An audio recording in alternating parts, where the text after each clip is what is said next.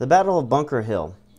Now, after the battles of Lexington and Concord, the militia basically surrounds Boston, which you can see down here on the map. Here is Boston, and surrounding Boston, the militia members set cannons taken from Fort Ticonderoga from the Canadian-American border. They bring them down to Massachusetts, and they set these cannons up on the high hills overlooking Boston. So the British on June 17th, 1775 understand that they need to retake the high ground to protect their position in Boston.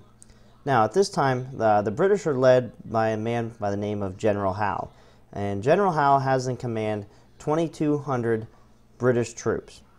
So what he decides to do is to leave Boston, ship his men by boat across the Boston Harbor, which you can see down here, to this what we call a ward, Charlestown Ward, which is just a small piece of land that juts out from the main section, which you can't see up here.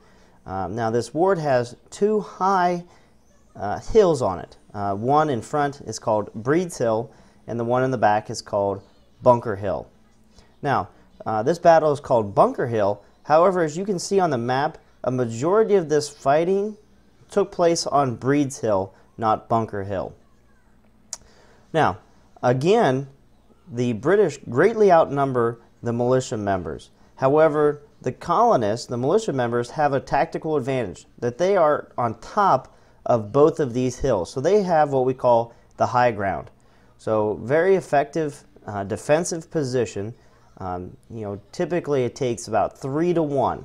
Okay, so if you want to take a defensive position on top of a hill, you need 3 soldiers to their 1, because it's easier on top of the hill to defend yourself, but also the attacking force at the bottom is slowed by having to move up a hill. Now, because the militia members are outnumbered and they're heavily underarmed, their ammunition is extremely low. Their commanding officer tells them this very famous line, "Don't fire until you see the whites of their eyes." Now, what does that mean? Well, that means to hold your fire until they're extremely close. So literally about 20 yards away, or even closer, the colonists were waiting to fire on the advancing British lines. Now, the British knew that they had to take these hills, so they're sending wave after wave up Breed's Hill, as here as we can see. So we see the militia members on top of Breed Hill, and we see the British in red advancing on Breed's Hill. Wave after wave tries to come up Breed's Hill. Now, eventually the colonists actually run out of ammunition. They don't lose this battle because they're overrun. They lose the battle because they run out of ammunition. So ultimately the British win this conflict and they regain both Breed's Hill and Bunker's Hill, but we can see that they pay an extremely heavy cost. 1,000 British soldiers were casualties, so killed, captured, or wounded during this battle of Bunker Hill. So a little under half of General Howe's troops are killed, captured, or wounded in this fight.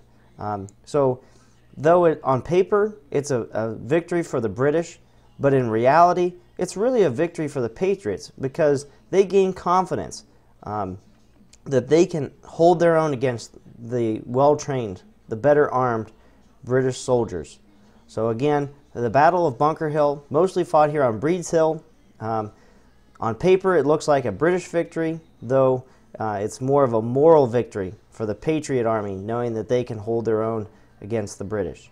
So once again, if you have any questions, make sure that you rewatch the video or come and ask me.